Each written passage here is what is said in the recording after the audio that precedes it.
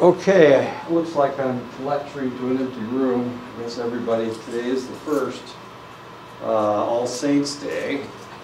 Yesterday was Halloween, of course. People must be hungover from all the sugar that they ate yesterday, from all the candy, I guess. Let's go ahead and start. We're talking about how we deal with our clients. One of the things that we need to do is we need to evaluate our clients. We need to organize how we're going to deal with what's going on, and we need to plan the steps that we're going to use. As I keep telling you, you need to make baby steps dealing with these select individuals. Organizing and creating incremental steps helps ensure success and helps the client gain confidence. And of course, what you need to remember is that it's the client, it's not you. At some point, I'm going to talk about the concept of you saving people, of individuals acting like missionaries. The reality is that only the client can heal themselves, and there's really nothing you can do as far as forcing the client to accept whatever it is that you want them to do. So if you have this missionary idea, that you're out to save the world, and whatever your idea is the correct idea, if you have that idea, you need to get rid of it. Yeah, I was just talking about about the sugar from last night's feast, I guess, or gluttony, from all the candy everybody was eating from Halloween. Did you go to that thing in the sun? I have no idea what happened. I was out distributing candy to children in my front yard, so that was kind of exciting. I got to see a lot of Batman, there were a lot of Batman, but I saw one Godzilla, and that was kind of exciting. And there was only one pirate. I was a little surprised. Anyway, okay, so the idea is that, and of course, if you're here on the reservation, you've been around a lot of people that came in from the outside, people that came from someplace else. A lot of times they have the idea that they have the right idea, and whatever you're doing is the wrong idea. Whatever's happening is the wrong idea. Well, this is the missionary attitude, the idea that I have the right answer and everything that you're doing is incorrect. The reality is that there's only one person that can cure or take care of somebody, and that is the person themselves. So if you have the idea that whatever you think is the correct point of view, then probably you need to change your ideas. This whole concept of being a missionary is fine if you're actually dealing with a spiritual situation or a religious situation. But if you have the idea that you need to change these people to make them better because you know what better is, then probably you need to find something else to do. Maybe you need to join a church and actually go out and be a missionary. Because if you think that you're going to be able to save people by doing this job, then probably you're doing it for the wrong reason. You need to do it to help them. It's the idea that they have the answer as well as you do. Actually, they have the answer more than you do because they have lived inside that body. They've lived inside that mind, and therefore they really understand who they are. So if you have this missionary attitude, then you really either need to get rid of it or you need to change it one way or another. Or you need to find another job. This process also teaches clients the process of creating plans to achieve goals. And of course, that's extremely important that they are making plans, they are creating steps that take them from one point to another. And of course, they have to do that. The practitioner needs to evaluate whether what's going on is the proper technique, the proper direction that you need to take with this select individual. And this can be done through various forms of evaluation. But you need to be constantly evaluating. Every class I have, I evaluate whether whatever I said worked, whether I mumbled and stumbled around my lecture. I evaluate, I'm actually evaluating right now whether this is working or whether it's not working. So evaluation should be a continual process as far as that is concerned, especially with your clients. Little progress may relate to whether the client felt that goals were attainable or highly valued. And this is one of the reasons why you need to allow your clients to create their own steps. They need to be the ones to determine what they can do. Now you have to be really careful about this because some clients will try to take giant steps instead of baby steps. And this is the way that they fail. They're kind of like an alcoholic. Alcoholics don't really want to stop drinking. Some alcoholics don't want to stop drinking. So they will do whatever they can to short-circuit the whole process and make it a failure. And your clients may be doing the same thing. The reality may be that they enjoy this form of coping with whatever's happening. They like it this way. You will run into this if you're dealing with a lady that is being abused. She runs away to a shelter. You start counseling the select individual, and a lot of times what will happen is that she will make suggestions that make it obvious that she's not really trying to change. She doesn't really want to change. Normally, and we've talked about this before, if somebody is being abused and they have to go to a shelter because they have such a, because they have battered wife syndrome, it usually takes them about 6 trips to the shelter before they finally decide to leave the son of a bitch. It's usually the way it works. And they will swear up and down that they hate this man and that he is a son of a bitch, and that this has been going on in his family forever, and there's no way I'm ever going to stay with him. And the next thing you know, he comes over with a flower, and all of a sudden she's putty in his hands, and she goes back. Only to come back 2 weeks later after he's gone on a bender and blasted her in the face a couple times, knocked out a couple more teeth, the last 2 teeth in her head. Then she comes back, and of course it's the same thing all over again. It usually takes about 6 times before the select individual will change. So a lot of times they are trying to short-circuit the whole process, and you need to balance the fact that they need to make the decisions, but at the same time, sometimes they make decisions that will actually ensure that they will go back to the same way that they were. So you have to be very careful about this. You have to be the professional in the situation. Good morning. You have to be the professional in the situation. Good morning. The progress made may seem slower to the practitioner, and of course it isn't you, it's them. You're not trying to fix yourself, you're not trying to help your ego. What you're trying to do is fix your client. So even if it feels slow to you, as long as the client is happy with their progress, with their baby steps, then you need to accept that. Don't try to accelerate the client, because if you do try to accelerate the client, a lot of times you'll just get pushback from that select individual. Or they'll just drop out of the program, because that may be their purpose all along, is to drop out of the program. So you need to be very, very careful. But the practitioner should always emphasize positive steps. You should always try to keep moving in a positive direction. I was watching the news last night. There was a basketball coach on there, the women's UNM basketball team there, which he was talking about his women and how they were practicing. And what he was saying was that some days they look like a really good team, and some days they look like a mediocre team. Some days they're moving forward, and some days they're stepping backwards. And he complained about that.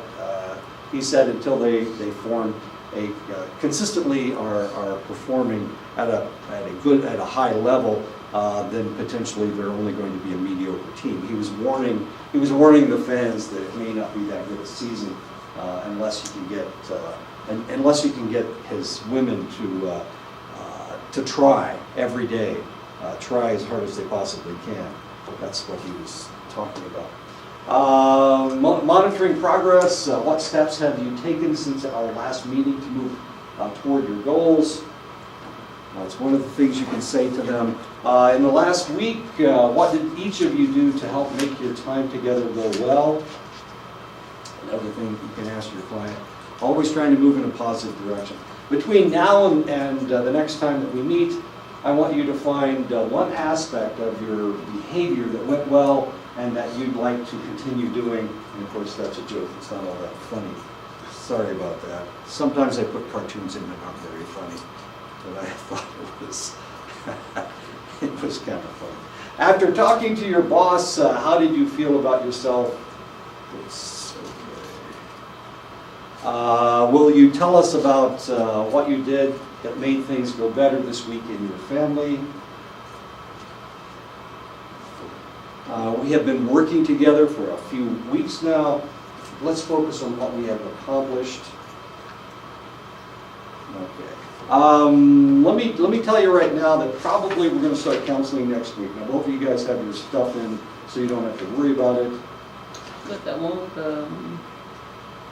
You've got your history in. I've Yeah. got 1/3 of the people in this class online and face to face have their stuff in.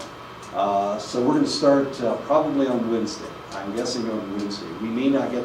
It may be the following Monday, but we're definitely going to begin either on the 8th or the 13th to counsel. And that will give us 5 or 6 days of counseling. You will potentially be changing your client from time to time. Maybe you'll counsel them a couple times, and then we'll switch. You will have an online client and you will have a face-to-face client.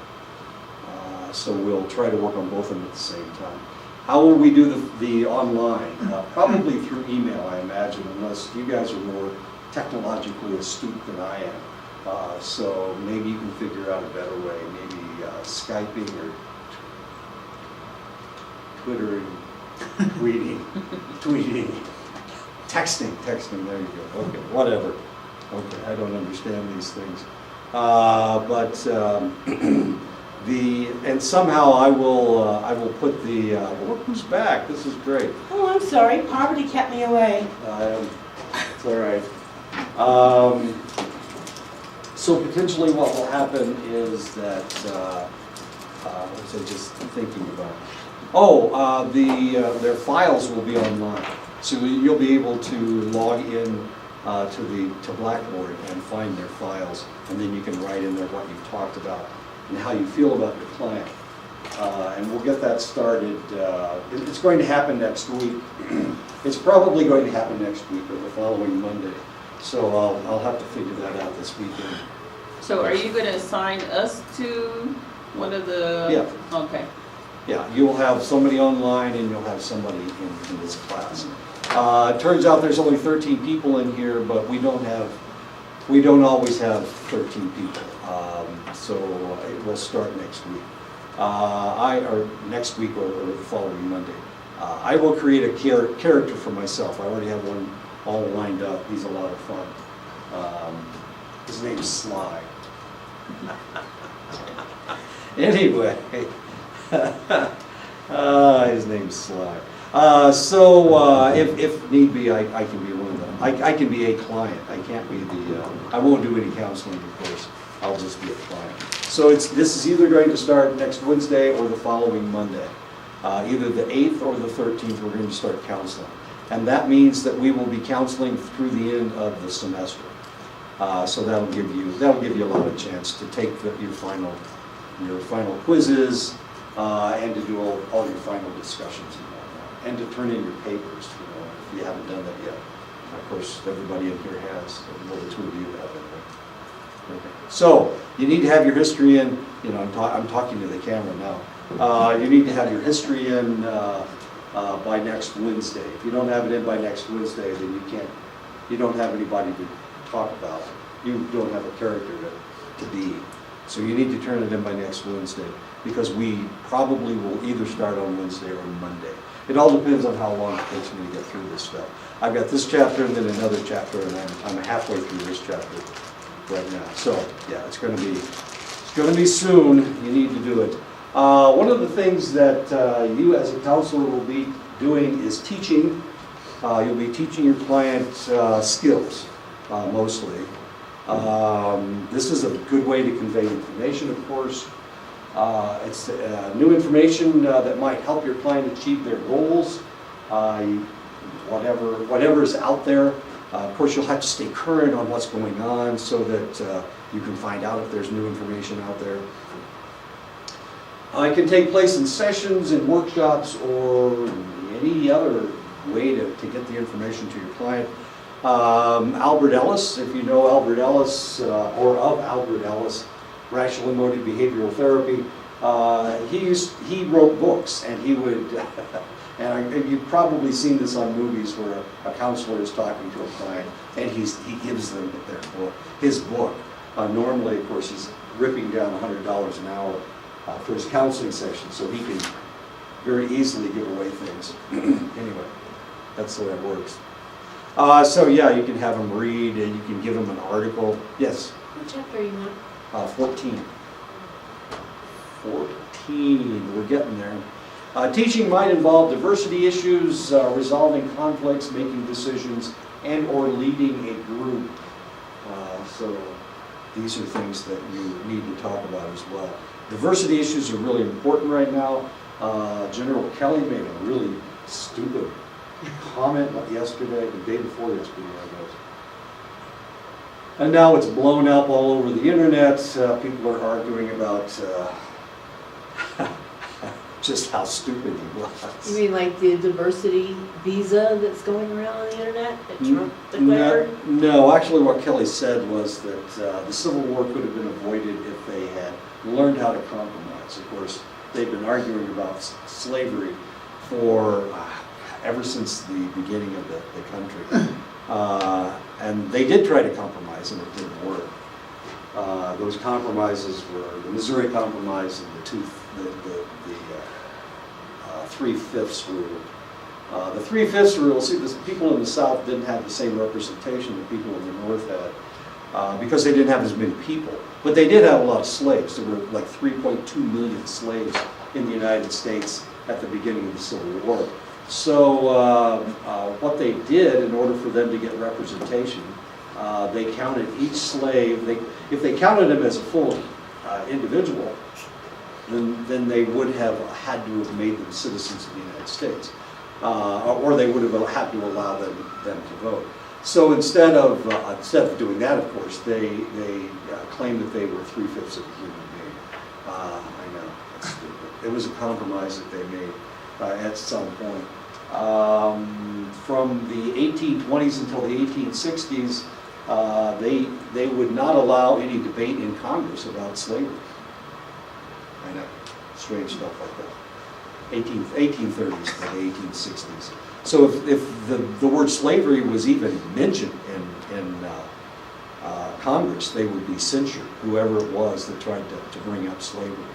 And there was an individual that was, I had a relative that was actually in Congress at the time, and every day they had a session, he tried to bring up slavery, and he was censured every day he was in Congress. It was John Quincy Adams. John Quincy Adams was President of the United States, and then he became a member of the House of Representatives. Actually, he was a member of the House of Representatives before.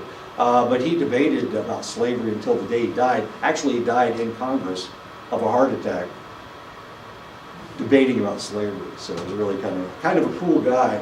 I wasn't a very good president of the United States, but he was one of those individuals that kept fighting for what he should have been fighting for when he was a president. Kind of felt guilty about it. Kind of a grouchy old man.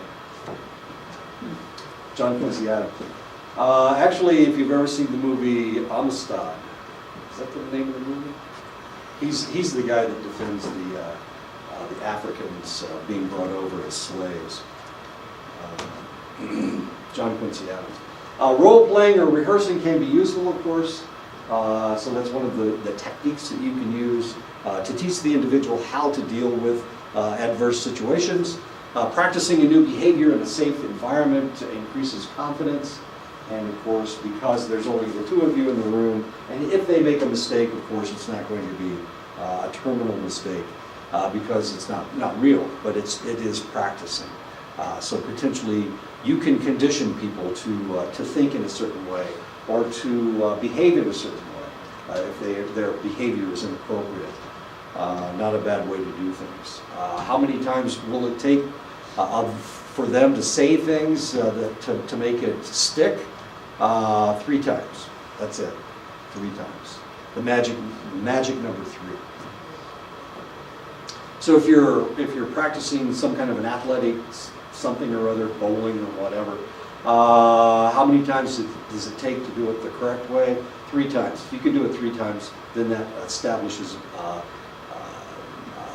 all the neuronal connections in your brain become correct. And then you get what they call muscle memory. So it only takes 3 times doing it the right way. So it's a magic number of 3. So if you can do something 3 times, if you can get them to say the right thing 3 times, or think the right thing 3 times, all of a sudden that kind of implants it into their brain, and it's magic. It takes 3 times. During the action phase, it is appropriate and sometimes necessary for the practitioner to be directive. When I was in the military, of course, they would, anytime they were lecturing us about anything, they would tell us what they were going to tell us, then they would tell us what they wanted to tell us, and then they would tell us what they just told us. So they'd always tell us everything 3 times. And after the 3rd time, of course, theoretically it was supposed to stick. If you're smart enough, of course, you can get it on the first shot, but normally it takes about 3 times before something will stick. During the action phase, it is appropriate and sometimes necessary for the practitioner to be directed. Normally, you're asking them how they feel. You're not trying to tell them what to do, but sometimes you got to do that in order to get the point across. So this is the one time that you're going to be directed. Yes. Question. To be so directive, does that also include children, if you're working with children? Yes. Or adolescents, okay. Yeah. When they're doing something, Okay. and when they're in the action phase, they're ready to start the process of doing something correctly. That's when you need to be directed. Before that, you're trying to goad them into doing it. You're trying to talk them into doing it. If you boss them at that point, they're just going to become defensive. But while they're doing it, now you can be directed. No, you're not doing that quite right. You need to do it this way. While they're doing it, until they're doing it, if you're directive, then they'll just become defensive. Being directive involves asking clients to do something new or to go in a different direction. If some things aren't working, then you can tell them, no, that's not working, let's go in this other direction. And that sometimes will work. Imagine you are talking to your wife now, tell her what you want her to know. So this would be rehearsing. Let's have a conversation. Let's have this conversation. Of course, we see this in the movies all the time. Individuals saying, "Well, I'll be her, and you be you, and you tell me what you're going to say." That's a really good way of doing things, so that they can practice. They need to rehearse. And like I said, if they do it 3 times, then potentially it will be stuck in their brains. And when they start talking, of course, they will be able to say it. I just watched Santa Claus 2, which is a really good movie. He has to propose to this lady, and it's like 3 minutes before midnight. And if it reaches midnight, then he won't be Santa Claus anymore, so he has to propose to her. He hasn't known her that long, and of course, he doesn't know what to say, so there's an elf standing behind him telling him exactly what to say. It's kind of funny. It's a pretty good movie. I noticed that you were directing your comments to me in the group. Would you look at several others while you were sharing these comments? Groups are really kind of interesting. A lot of times people will focus on a select individual, and they only look at that individual. So when they're talking, that's the only person they look at. They're not looking at everybody else in the room. They're not looking at the whole group. It may be that they're afraid of other people in the group. They're afraid that they will be critical of them. So they only look at the person that accepts them, or maybe they're one of those type, an extroverted individual, and they only look at the person that is critical of them. So they always look at the person that's critical so that they can't disagree with them. If they weren't looking at them, if they weren't looking them in the eye, then they might be critical. So, it really all depends. What they should be doing is looking at the entire group, because they're actually dealing with the entire group. Between now and your next session, will you keep track of one thing to do for yourself each day? Like hug yourself. I've never quite gotten, I don't really understand that. Hug yourself, really? Reframing is inviting a different perspective. Practitioner invites clients to see experiences, feelings, thoughts, behaviors, or situations in a new way. And of course, you can reframe things, and sometimes that's a good idea. Sometimes they're missing the point. Reframing is one of those things that you have been dealing with this individual for a relatively long or short period of time. You realize that they're going in the wrong direction. But if you just stop them and say, let's go in this other direction, a lot of times that doesn't work. So what you have to do is allow them to try the process, and at some point in the process, then you can reframe. But they need to try it. They need to see that it's not working. So then at that point, you reframe, giving them a new direction. But you have to allow them to try. This is their idea. The only way that you're going to keep them as your client or do them any good is to allow them to fail. Hardest thing in the world is to watch people fail, especially if they're your children. I had a sister-in-law, I've told you the story before, but she had a little girl, and if she were building a tower of blocks, and she was putting things on there incorrectly, as the mother saw it, she would correct her. So the little girl got to the point where she wouldn't even try to do things herself. She would say, I want to build a tower.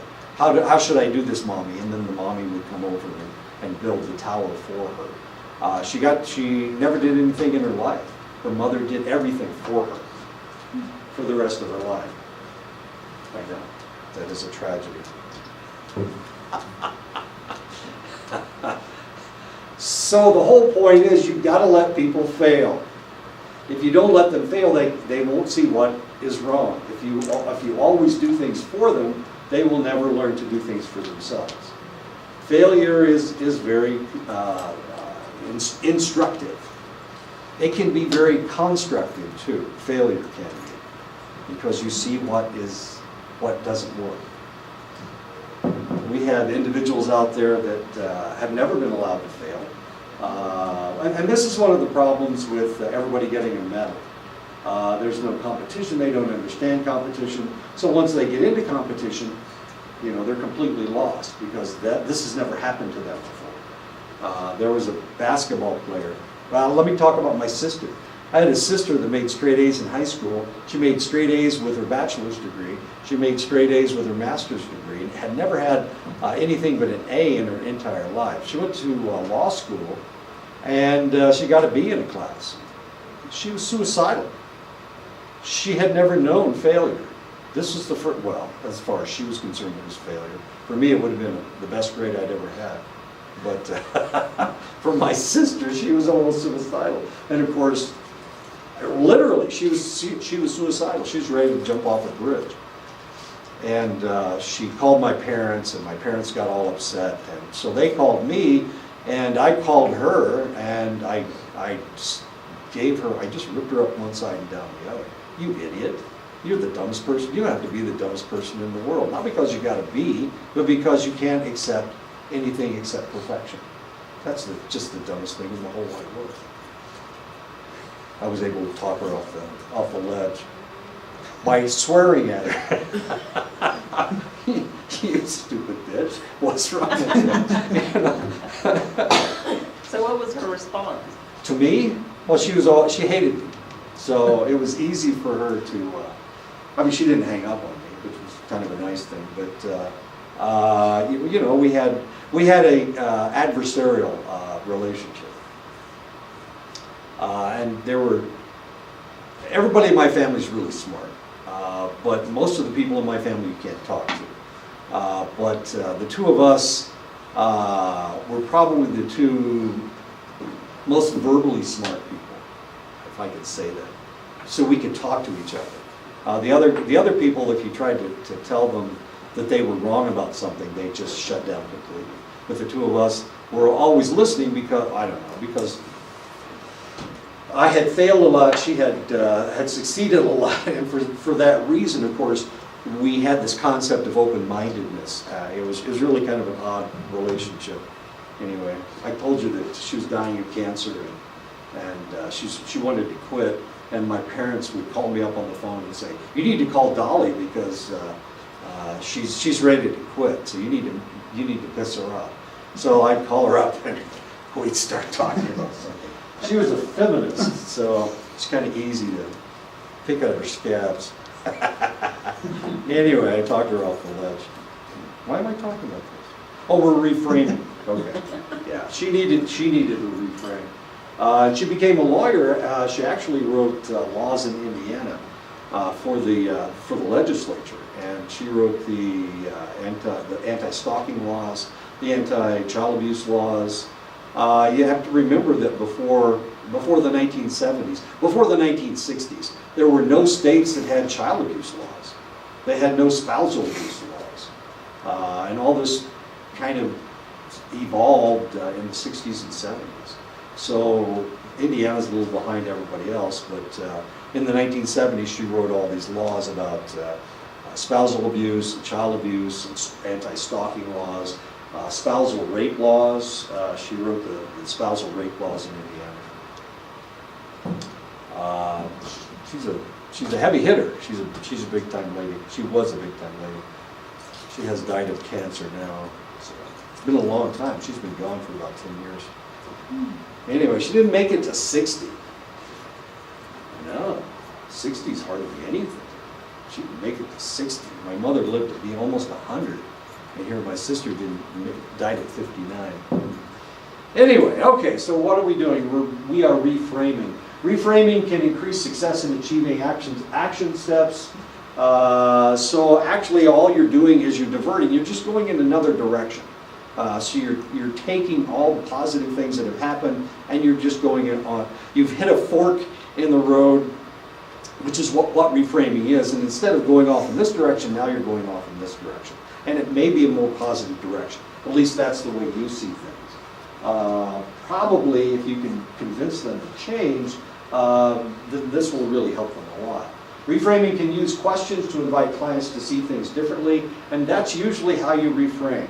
Do you think maybe if we did it this way, that this would work? And of course, that's a yes or no question. And if they say, it may be an idea that they've never had before. And normally, if you've had a lot of conversations with this select individual, you know what they've been thinking. You know how they've been thinking. So you know if this is correct or incorrect. Reframing encourages clients to think about something they have avoided.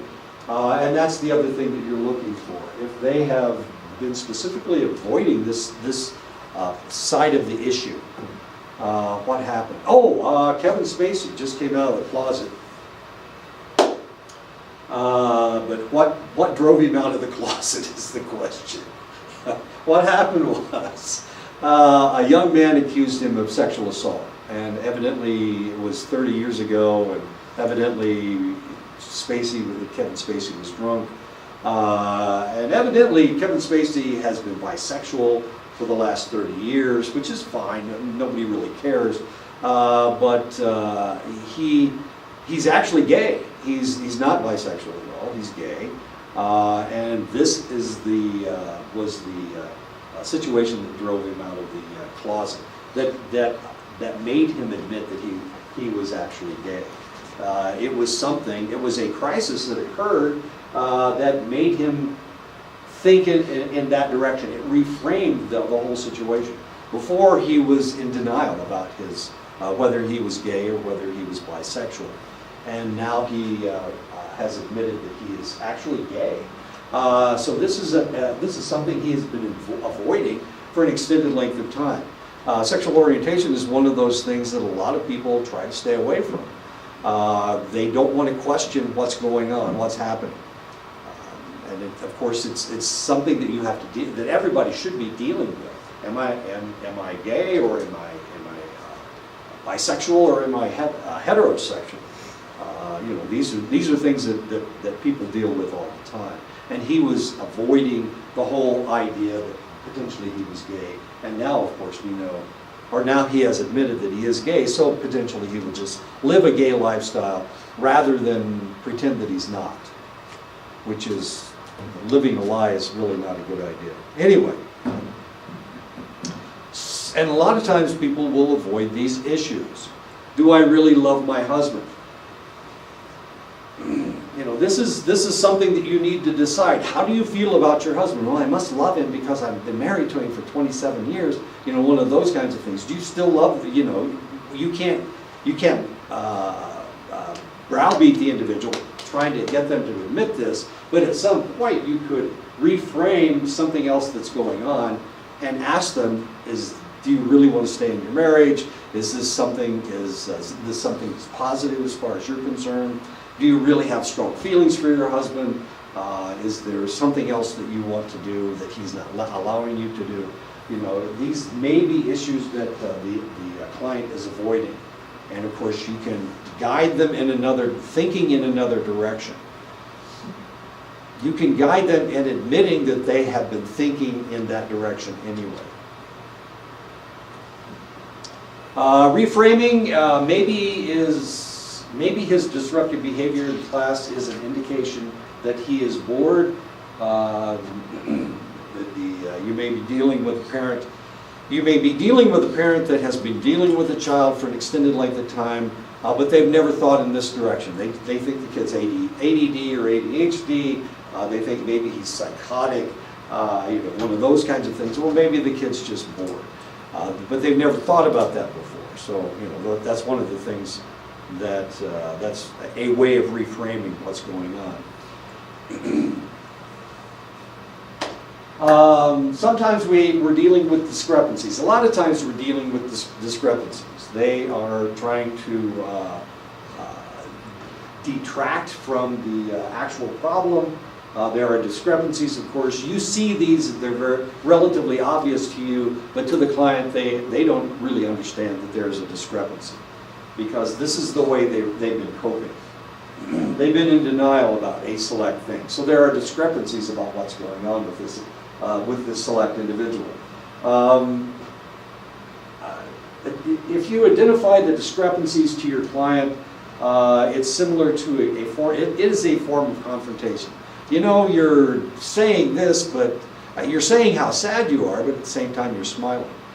We see this on Big Bang all the time. Anytime Sheldon talks about coming back home and living with Penny and Leonard, he always says, "Well, we have fun traveling in the car together." And Leonard goes, "Yes, we do." And then he's going, he's got a sad look on his face and he's crying. So it is a discrepancy, of course, and of course you can't. Leonard knows that he doesn't want Sheldon to move back in with him. Anyway, it's a form of confrontation, but it's not a severe confrontation. By identifying discrepancies, it usually involves a behavior that is moving the client away, not toward a desired behavior. And this is really something that you need to point out to them, because otherwise they're going to continue in the wrong direction. So you need to point out their discrepancies. You need to identify their discrepancies. You're talking about being scared, but you're smiling. Previously, it seemed like we had reached an agreement, and now I hear that you are not ready to do that. You said you wanted your son to move home, but you are also shaking your head no. And of course, this could be a problem as well. Okay, and these are how you identify discrepancies. You're showing them that they're saying one thing, but their facial expressions are completely different. or what they have said in the past is different from what they're saying now. So the idea is you need to identify these discrepancies so that you can deal with them. Until you deal with all of these issues, then of course they're never going to get any better. It's like the Kevin Spacey situation. Until he deals with the fact that he desires to live as a gay male, he's not going to be happy. He's going to be constantly lying to himself. And of course, that's not a very healthy way to do things. If you're lying to yourself, we're talking about cognitive dissonance. We're also talking about a lot of stress on the select individual. So it can potentially kill you. In essence, it can kill you. If you lie to yourself, and you lie to yourself over an extended period of time, it creates stress in your system. That stress potentially can lead to heart problems or physical problems of one kind or another. And we see that a lot. We see people actually, we see individuals with back pains, we see them with lung problems. An individual that says that they're happy but they smoke like a chimney. You know, what's going on? Why in the world are you smoking? Why do you feel the need to smoke? Why do you get drunk when you go home at night? You don't drink away from home, but you only drink when you're home.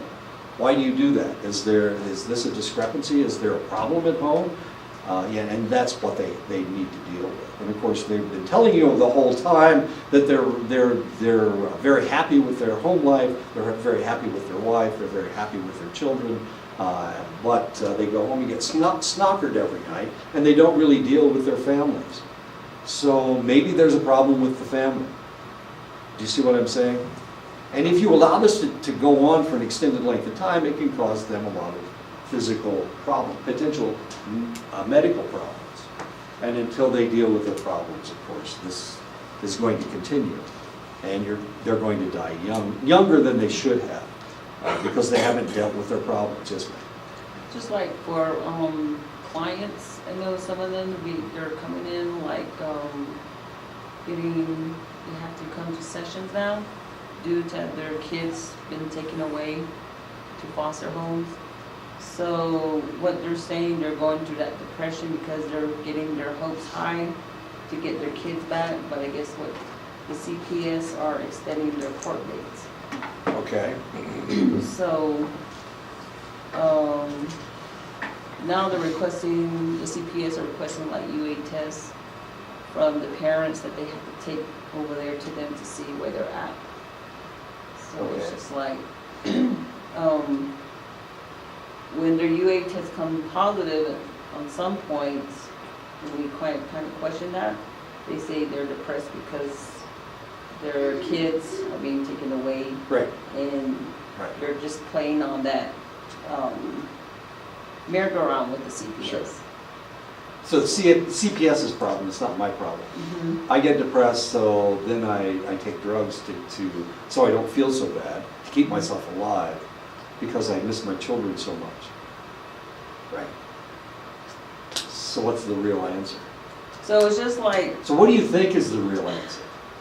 Who do you believe? Is the question. who I would believe is probably they're not being honest with themselves. Exactly. They're just using that As an as excuse. an excuse. Right. So that they can blame somebody else. Mm-hmm. So that they don't have to blame themselves for not really wanting their children back. Mm-hmm. Because now they can do whatever they want. They don't have to worry about taking care of the children. Too much responsibility. Mm-hmm. Yeah. Potentially. Yeah. And each case is going to be different, of course, but there always is a possibility that every time they short-circuit the circumstance, they're actually doing it on purpose. Whether it's conscious or subconscious, they're doing it on purpose, Mm-hmm. so that they don't have to take that responsibility anymore. Yeah, Very interesting. perfect situation. Identifying discrepancies. Eventually, of course, if they really do want their children back, and some people don't want to take care of children when they're really difficult to deal with, like when they're in junior high school. The just raving lunatics. So maybe that's the situation. They've got a kid that they don't really want to deal with because they're at that difficult age. And once they're older, a little bit easier to deal with, maybe they will actually, stop having positive UAs so that they can get their kids back.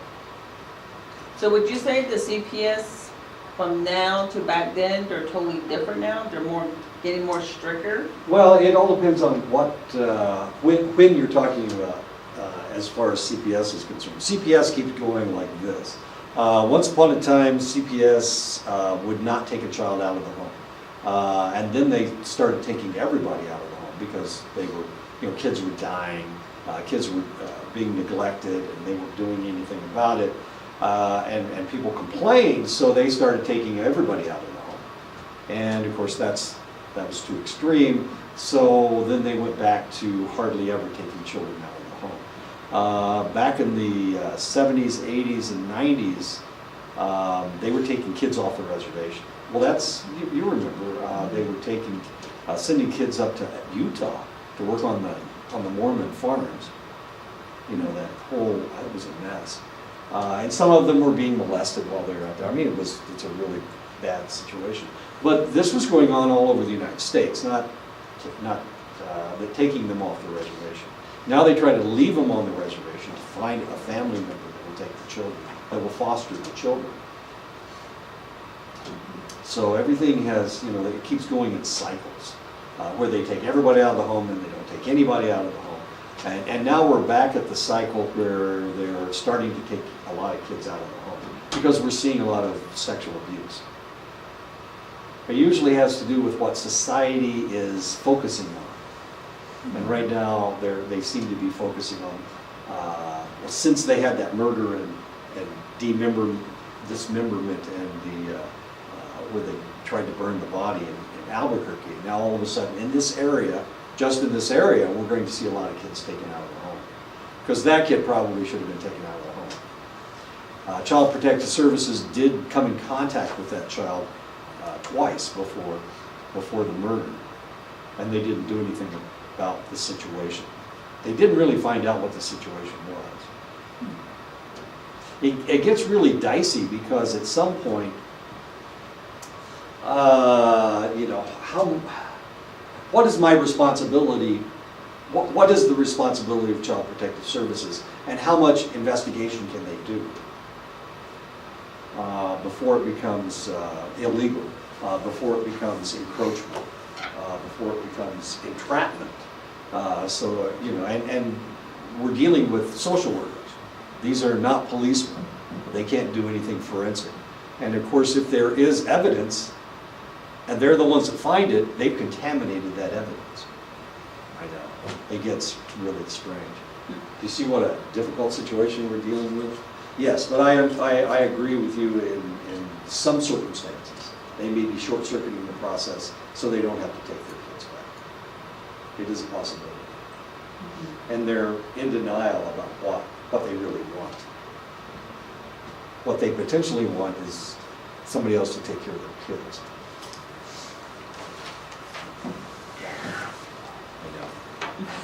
We're talking about generalities here, and of course, every case is different. Every case we have to look at specifically to understand what's going on. Okay, so discrepancies can include what a client is saying or doing and what the practitioner is noticing, just like what you were just talking about. So you notice the fact that, oh, geez, they almost made it, and then they had a dirty urine, and now we go back to step one again. And whose fault is it? Obviously, it's CPS's fault. CPS is the hardest job in the world. We're talking about children, and we're talking about families not having access to their children. And that just really upsets a lot of people. Especially where there's a lot of extended family, like here on the reservation. You've got clans and whatnot, and you've got all this extended family that you're dealing with. So not only are the people pissed off, the parents pissed off, but their aunts and uncles and their parents are all upset about what's going on with the child. and they feel that CPS is the problem rather than taking care of the situation. They're blind to the fact that something's happening. Once upon a time, when I was up north, on another reservation, not the one that where I was teaching, but on another reservation, there was an individual that she had two children, and she was a meth head. And she kept having parties. I don't know if you understand how meth parties work, but they last for days. And there's a lot of stuff going on. People are shooting up. And the last thing they care about is feeding the kids. And that's what was happening with these kids. Not only that, but evidently crystal meth makes you stupid. And so the children were being molested by some of the individuals coming over. And of course, they thought maybe that the lady was selling her children to these guys with crystal meth so that she would get a fix. They thought maybe that's what was happening. So they took the children away, and immediately, mom and dad just screamed bloody murder. You can't possibly do that. My baby is my baby. How can you take her children away? And so they took custody of the two children. And guess what happened next? They gave the children back to their daughter, the meth head. And this time they know that they were sexually abused. It's very obvious that they were sexually abused. They had a positive, they took them in for a rape kit. They took the little girl and the little boy in for a rape kit, and both of them had been molested.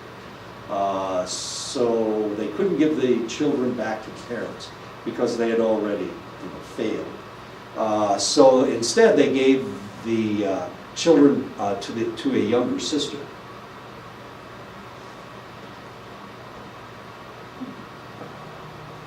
And then the parents browbeat the sister to let the older sister have her children back. And of course, same thing happened again. The children were taken out of the home. So now we've got the parents that have allowed the children to go back to the meth head. We've got the sister that's allowed the children to go back to the meth head. There were two brothers involved, but they were afraid that one of those two brothers was one of the individuals that was molesting the child. So what do you do next? You've already dealt with the entire family. Well, at least that part of the family. So what they did, they took them out of that family and they gave them to an aunt that lived in another city, like 30 or 40 miles away. I know. You see what kind of an odd situation we're dealing with. So sometimes, and there is no right answer. That's the problem. You've got to follow the law, and the law says try to situate the children in the family. If you can find a responsible member of the family, and all of these people were responsible. They were clean. The mother and the father were clean. The sister was clean. That wasn't the problem. The problem was that they didn't believe that she would hurt her children, and they kept giving the children back. You see what a horrible situation we're dealing with. Anyway, so how did everything turn out? They sent her to rehab. They sent the mother to rehab. And she was supposed to be there for 6 months. But she wasn't clean at 6 months. So they kept her there for a year. And they checked her again, and she wasn't clean at 12 months. So they kept her in for 18 months. And after 18 months, she was clean. And that's the last I heard of her. The family was celebrating. She got her kids back. Everybody hated this aunt, by the way. That was so they kept going to court saying she's a raving lunatic. She's mean. She thinks she's white. The whole scenario. Her husband's not native. They don't follow the traditions. Of course, this is up in Montana, with a tribe that barely exists anymore, the Chippewa Cree. So they don't have the traditions that you guys have really strong traditions down here.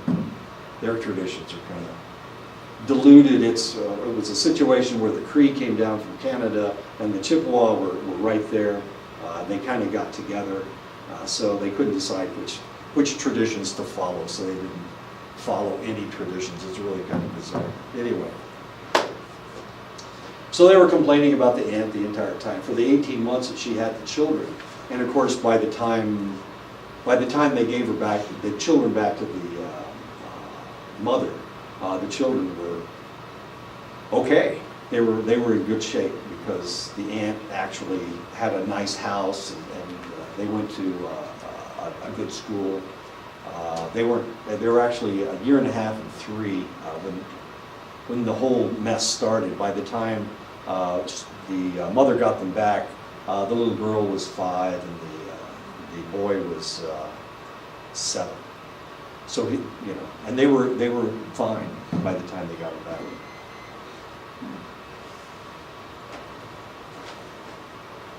Strange story. Why are we talking about this? Whose fault is this? It's yours. We're talking about child protection. Toughest job in the world. It really is the toughest job in the world. And that's one of the reasons why in Montana, if you are from a select tribe, you do not do child protective services with your tribe, because they will not only key your car, but they'll key all your family members' cars. A family will get so pissed off that they will decide that it's everybody's fault that has anything to do with child protective services. So usually what happens up north is that if you have somebody from Fort Belknap who's a social worker, they will go to Salish, Kootenai, they'll go to Flathead, they'll go to Blackfeet, they'll go to Fort Peck or the Crow Reservation to do their work. I know. It's the only way they can protect their families. It's really bizarre. And then you'll be, they powwow all over the state, and somebody will say, oh, your name's Johnson. Wait a minute, there's somebody at Child Protective Services is named Johnson. Are they related to you? No, I have no idea who that person is. No, there's lots of Johnsons.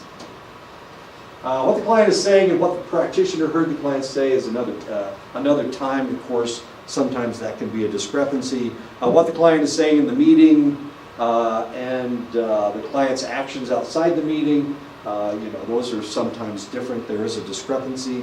What the client says is important, or is the goal, and his or her behavior, of course. So they have they're doing one thing and they're saying something totally different.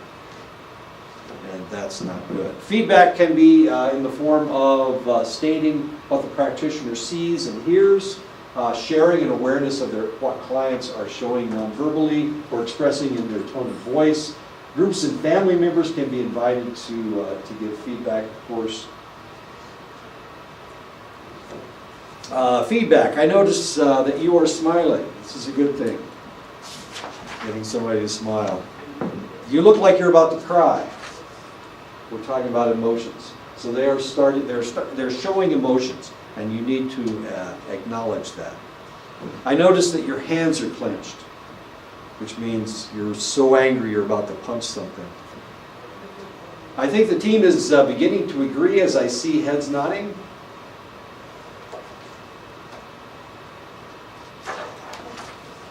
Like a bobblehead doll. Self-disclosure. This is something that I use all the time. I tell stories, usually I'm a hero in my stories. I try to be a hero in all my stories, but sometimes I'm a failure, unfortunately. Self-disclosure is one of the things you can use. I use it all the time in class. If I were counseling, potentially I would not disclose as much. But since we're all friends here, I don't mind telling you stories about what's going on. The reason that I came in contact with the family that I just talked about was because the younger daughter was one of my students. And she came to me and she kept me involved in the whole process. She kept me informed as to what was going on with these 2 children because she was afraid something was going to happen to them. And then something did happen to them. And of course she was swearing about her sister, and she said she wanted to take over the children. At that time she was living in a lesbian household, and she didn't think that they would allow her to take the children. As it turned out, she needed somebody to give her a letter of reference, and I gave her a letter of reference. So I was part of the process. I was part of this entire process because I tried to help her as much as I possibly could. In order to get the children, she had to move out of that house and move into a house by herself. And that's the way she was able to get her children. But it was really kind of, well, this is, of course, this is like 12 years ago. 12 years ago. It's a long time ago. Anyway, I was part of the process, and that's one of the reasons why I knew the entire story. She'd come to me and she would always start at the beginning. She'd always give me the entire story from the beginning. So I heard it probably 10 times, well, probably more than that. Fascinating lady. Another situation where she wasn't exactly sure about her sexual orientation. As it turned out, she wasn't gay, but she had to convince herself. And the only way she was able to convince herself was by talking through the issue. Normally, these are things that you don't talk about. Kevin Spacey's been in denial for an extended length of time. But we were able to talk about her feelings, which were kind of interesting. And eventually she came to the conclusion that and actually she thought she was a lesbian, and then she realized that she had feelings about males as well. So she thought she was bisexual. That's when she moved out of the house, out of this house full of individuals that were gay. And then eventually she got married and decided she was heterosexual. But that was after I left. And after she lost the children, that was kind of an interesting situation. Fascinating situation. Okay, so how much self-disclosure should you use is the question. The more you use, the more dangerous it becomes. The less you use, then you don't really have to worry about it. If you watch these things on television, if you see counselors on television, usually they don't talk about themselves. And there's a reason, because it becomes dangerous. The more you disclose, the more they can use that against you. The more you disclose, the less like a professional you seem to your client. So you have to be very careful as to what you can disclose. Self-disclosure can be used to share personal information as observations and opinions to give the client a different perspective or offer an illustration or example. But like I said, this can be dangerous, and there's a reason why it can be dangerous. It can change the relationship from you as counselor and them as client to you as friends. And it's hard to counsel your friends. It's hard to tell your friends something negative. The information from the self-disclosure may be about the practitioner's personal experience or his or her experience of the client. Self-disclosure should only be used when the relationship is strong. And of course, how do you know when it's strong enough for you to disclose that information? That's the question. Are they going to take things the wrong way? That's always a problem, potentially a problem. Self-disclosure should be employed sparingly. Goals of self-disclosure to enhance or preserve the relationship. If the two of you are starting to drift apart, then you can use self-disclosure as a way of bringing the client back into the fold. The practitioner's needs do not take precedence. It isn't the fact that you're trying to dissipate your own negative feelings. If it has to do with you, then it's the wrong reason. It has to be for the client. Used to the benefit of the client, of course, always has to be used to the benefit of the client. Ethical concern and self-disclosure, it can be a way of subtly including personal values into the interactions. And this is part of that missionary thing I was complaining about. You don't want to be a missionary. If you're doing this so that you can change people, so that you can show people the light, so that you can show people the right way of doing things. If religion is part of anything that has to do with this, that religion should never be part of your counseling, ever. Even if you're a Catholic priest, and this is one of my complaints about preachers and priests becoming counselors. There's too much religion involved. You need to help that client. You need to help this individual.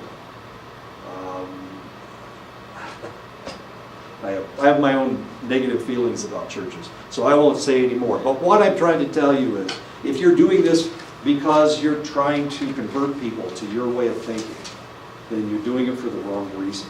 And you need to figure out what the hell why you're actually doing this. So if it has to do with you in interjecting your own personal values, it's the wrong reason.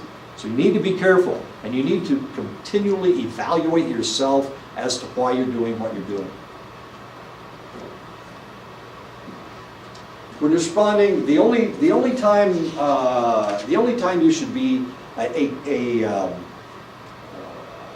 preacher or a priest should be counseling somebody is if they are one of their parishioners, one of the people that is in their church. It's the only time they should do that, and they should only talk about their spirituality or the spirituality of the client.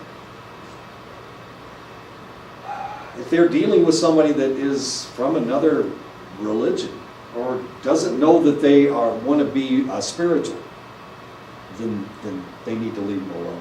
They've got other problems that they need to deal with. At my last institution, the counseling psychologist that was teaching the counseling classes was a Lutheran minister. And Ted and I used to have lots of conversations. And of course, he knew that I was a raging lunatic, that I was a very non-spiritual individual. So he never tried to convert me, and I was very impressed with that, with the fact that this guy is a minister. Now, the interesting thing was that he was a teaching psychologist. And since he was a teaching psychologist and he was a Lutheran minister, he always separated the two. So he never taught them. He didn't try to teach them to be missionaries. He tried to teach them to be good counselors. So he was able to actually separate his two lives, this fact that he's a Lutheran minister and this fact that he's a counseling psychologist. He was able to separate those two. And I wish he were here right now, because he would tell you exactly the same thing that I'm telling you. Of course, he would do it in a far more articulate manner. But that's really what you have to do. I've known other individuals that we had a physicist that would proselytize in class. It just drove everybody crazy, because this guy's trying to convert you to his way of thinking, and his way of thinking was out there somewhere. He hated like everybody. His religion taught them that there was only one right way to do everything. He was kind of weird. So he was proselytizing in class, and people complained about it, but then he became the head of the department, so there wasn't a whole hell of a lot you could do about it since he was in charge. Anyway, what are we doing? Self-disclosure. When responding to direct and personal questions, a practitioner should consider what led the client to ask the question. Why in the world are you asking the question? Are you trying to deflect what's going on here? Are you trying to change the direction we're going? Are you trying to short circuit the counseling session? That happens a lot, so you have to be very careful with that. Is it an effort to change the relationship to something less professional? And of course, that is always a possibility. A question may be a way of asking for advice, and if that's the case, then this is a good reason for disclosure. If they're actually asking for advice. What was I watching? I was watching NCIS New Orleans last night, and the older man was talking about that the younger man needed to talk to his father. Evidently, both of them had problems with their fathers. And the kid said, well, you never dealt with your father. And he said, yeah, and that was a mistake, and I wish I had. So I'm advising you need to talk to your father. So this is what I did, it was a mistake, and now I think you need to do something else. Self-disclosure can enhance the genuineness of the relationship, of course, and genuineness is one of the things that you need to be very cognizant of. Immediacy is where the practitioner comments on what seems to be happening currently in the relationship. Immediacy can help the client understand other relationships. Immediacy involves the practitioner sharing his or her own thoughts and feelings. Immediacy is about what is happening in the moment with the client, and of course, that is something positive, relatively positive. And that's the end of chapter 14. I'm not going to go on to chapter 15, I've got 5 more minutes. So we're going to just kind of stop early. Sorry about that. The one thing that you guys need to think about, well, 2 of you have your stuff in and the other one doesn't. But you need to get your stuff in. We are probably going to start, I should be able to get through chapter 15 on Monday, and so we will start counseling on Wednesday. So you need to have your stuff in by Wednesday. I'm talking to the people in the camera rather than the people in the room, more than the people in the room. So we will start.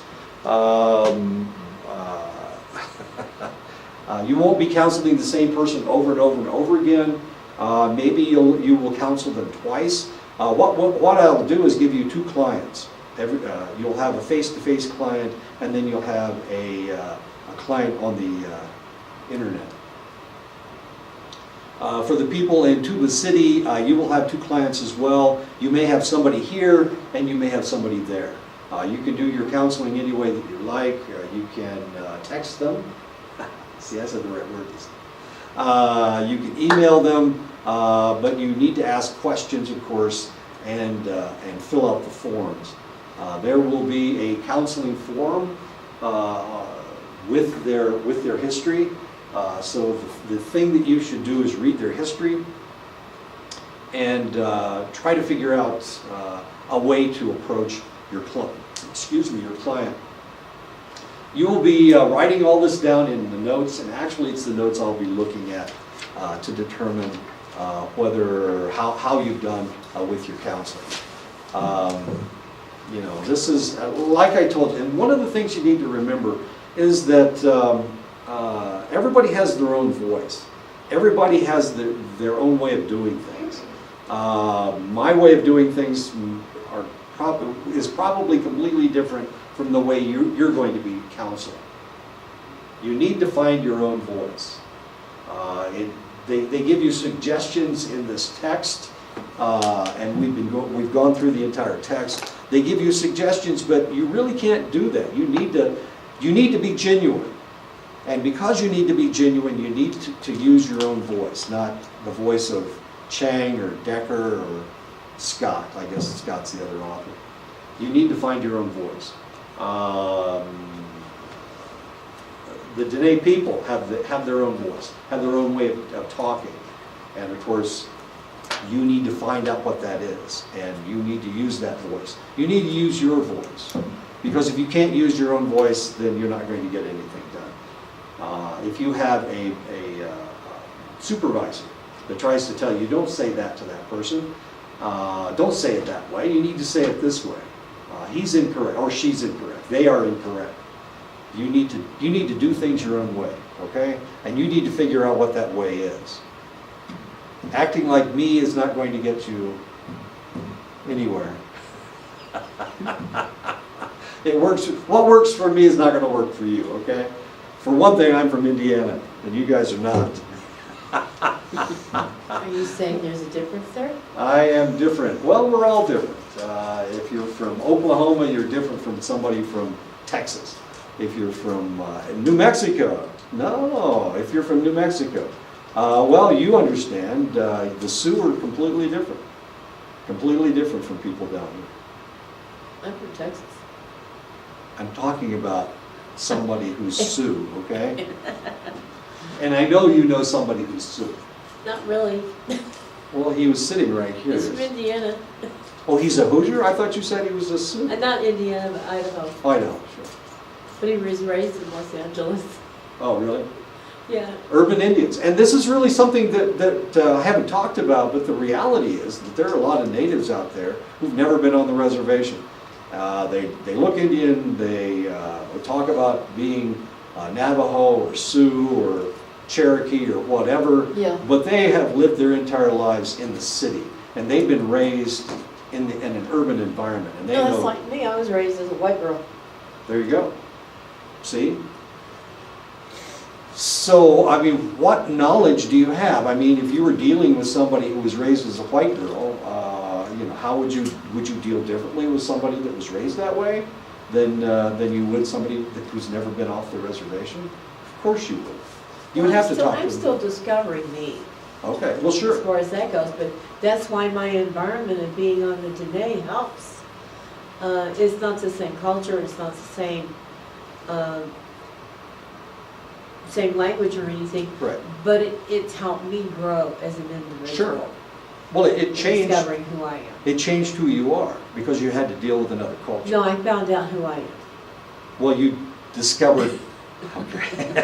It's a journey of discovery. Of course it is, and it's always a journey of discovery. You can imagine somebody like me who's been traveling all over the world, and I have been in so many different